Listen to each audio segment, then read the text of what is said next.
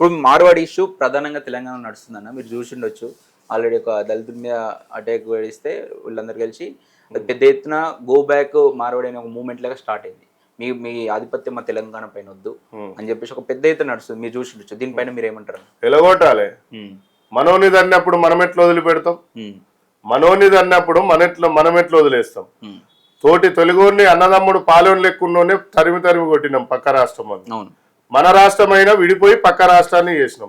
సాలే నువ్వు ఓనివిరాయిడా, నువ్వు ఓనివిరా, నువ్వు నా తెలంగాణ రాష్ట్రానికి నా తెలంగాణ పౌరుని కొట్టినాక సాలే నువ్వెంత, నా మీదకి వచ్చినప్పుడు నువ్వెంత, ఏ నుంచో బతకనీకి వచ్చిన సాలే గాలి బతకనీకి వచ్చినట్టే ఉండాలి. గాని ఈ తమాషలేంద్రా భయ్, ఈ తమాషలేంది? మా దళిత నాయకుని మీద, మా దళిత పౌరుని మీద మీరు వచ్చి తెలంగాణ మీద చేస్తారా భయ్? భారతదేశానికి స్వతంత్రం వచ్చింది, ఇంకా తెలంగాణకు స్వతంత్రం రాలే. అంత పెద్ద మూమెంట్ లో ఒక దళితుని మీద నువ్వు ఒక చెయ్యి వేసినావు, చూసిన వీడియో కూడా. ఎంత అహంకారం నీకు బిడ్డ, ఏమనుకుంటుర్రా భయ్ మీరు? మా తెలంగాణ వాది మీద నువ్వు చెయ్యి వేసినాక బిడ్డ తెలంగాణ కంటే ఉద్యమం ఉత్తరిస్తుంది. ఇక నెక్స్ట్ గో బ్యాక్ మార్వాడి అనే ఉద్యమాన్ని తీసుకొస్తాం. చాలా ఎలగొట్టిన దాకా కంకణం కట్టుకొని తరిమి కొడతాం కొడుకులని. ఈ మూమెంట్ లో మనం మాట్లాడిపోయి డిమార్ట్ కావచ్చు, రత్నదీప్ కావచ్చు, ఇవి కావచ్చు, ఇవన్నీ మార్వాడికి సంబంధించి, గుజరాత్ సంబంధించి బుద్ధి మనకి ఉండాలి కదా. మీరు చెప్పిన ఇష్యూ ఒకటి బయట ప్రధానంగా తీసుకొచ్చారు. మేము కల్తీ చేస్తా ఉన్నారు, ఇంకా అన్ని విపరీతమైన కల్తీ దంద కావచ్చు ఇది చేస్తా ఉన్నారు. ఇప్పుడు కీలకంగా ఇంకొక వ్యవస్థను సెట్ చేసి ఒక సిస్టమేటిక్ ఉన్నటువంటి డిమార్ట్ లాంటి వాటి దాన్నే ఇలాంటి వీళ్ళకి కాకపోతే సిస్టమ్ అందరు అనుకుంటారు కదా, అదే డిమార్ట్ అంటే ఒక బ్రాండ్ క్రియేట్ అయింది, ఒక బ్రాండ్ ఫీల్ అయింది. దొంగ ఏం చేస్తాడంటే ఆవు తోలు వేసుకొని వస్తాడు బయటికి, ఆవు తోలు వేసుకొని దొంగ వస్తాడు. ఆవు తోలు వేసుకోగానే అందరు ఏమనుకుంటారు, ఇది ఆవు కదా గోమాత కదా అని మొక్కుతుంటారు. కానీ అది వెనకంగా పులి ఉందన్న విషయం తెలియదు. అది పులే గాని ఆవుతోలు అవసరం వచ్చినప్పుడు ఆవుని పక్కకు పెట్టి పులి తినేస్తుంది. మళ్ళీ ఏం తెలియనట్టు ఇట్లా సుధపూసలు ఎక్కువ ఉంటుంది. వాళ్ళే ఈ బిజినెస్ మ్యాన్ వ్యవస్థలు. ఏ ఊరు పోయినాలే మన పిల్లలకు పని దొరకనిస్తలేరు. మార్వాడి షాపులు, హార్డ్వేర్ షాపులు వాళ్ళే, ఛాయ్ హోటల్ వాళ్ళే, చిన్నదానికి పెద్దదానికి అందరు ఆ కొడుకులే చెమ్మారు. ఎవడిని కావాలి? గోబాక్ మార్వాడి అని చెప్పేసి కరెక్ట్ నినాదం ఓళ్ళు తీసుకొచ్చారు. కానీ వాళ్ళ పేరు నాకు తెలియదు. కానీ తెలంగాణ ఇంకా చాలా మంది అన్నారు.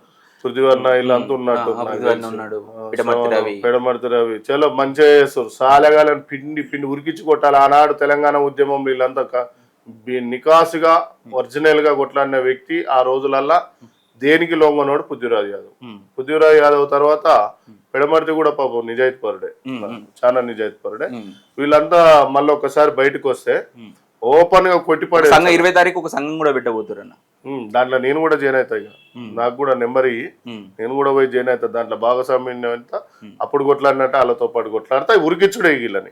అంటే వీళ్ళు మాట్లాడుతూ ఉంటారు, తెలంగాణ వాళ్ళు పని శాత కాదు, ఏం శాత కాదు, వీళ్ళకి బిజినెస్ చేయాలి. ఏం శాతగానే రజాకారులను కొట్టినామా, ఏం శాతగానే బ్రిటిష్ వాళ్ళని కొట్టినామా, ఏం శాతగానే నిజాంలను కొట్టినామా, ఏం శాతగానే ఈ రాష్ట్రాన్ని సాధించుకున్నాం రా సాలే.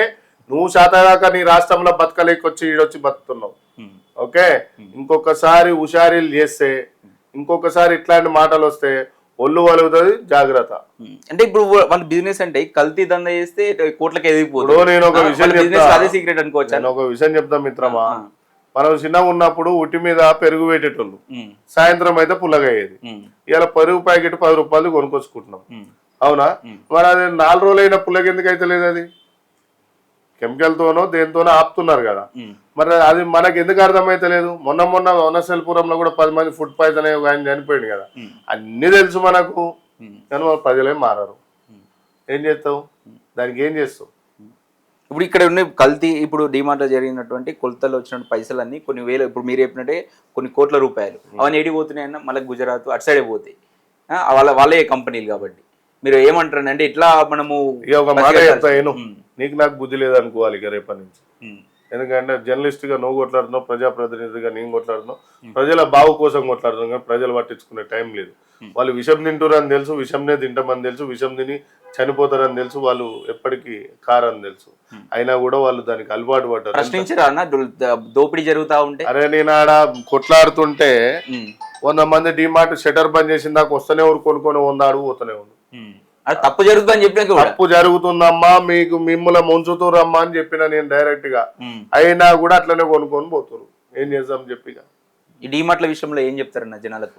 డిమార్ట్ల విషయంలోనైనా ఈ అనేక షాపింగ్ మాల్ రత్నదీప్ అయినా తీసుకో, ఇంకా ఉన్న తీసుకో, మీ తెలంగాణ సామాజిక వర్గానికి, భారతదేశంలో ఉన్న ప్రజానీకానికి నేను చెప్పదలుచుకుంది ఏంటంటే, మీరు కొనే వస్తువు ముందు చెటాకు తక్కువ వచ్చినా కూడా ఆ చెటాకు ఒక మనిషి మీద నీకు తినే వస్తువు నిరంతరం రోజు అవసరం కాబట్టి ఒక చెటాకు ఒక 50 రూపాయలు 30 రూపాయలు పోయినా 130 కోట్ల జనాభాలో 140 కోట్ల జనాభాలో నీకు ఒక్క రూపాయి పోయినా కూడా ఒక్క రోజుకు నా 1400 కోట్ల రూపాయి పెట్టుకున్నా, అదే విధంగా ఈ అన్ని పెట్టుకున్నా కూడా కొన్ని వేల కోట్ల దోపిడీ జరుగుతుంది, 1,00,000 కోట్ల దాకా పోతుంది.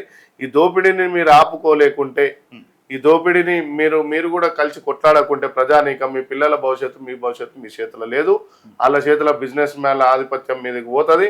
ఆ తర్వాత మీ భవిష్యత్తు అంతా ఖరాబ్ అవుతుంది, అన్ని అమ్ముకోవాల్సి వస్తుంది. ఈ కల్తీ ఫుడ్ తిన్నప్పుడు, ఈ కల్తీ వ్యవస్థ ఉన్నప్పుడు నీ హెల్త్ కూడా ఖరాబ్ అవుతుంది. అన్ని కాపాడుకోవాలని చెబుతూ నేను మీ అంబర్పేట శ్రీనివాస్ యాదవ్.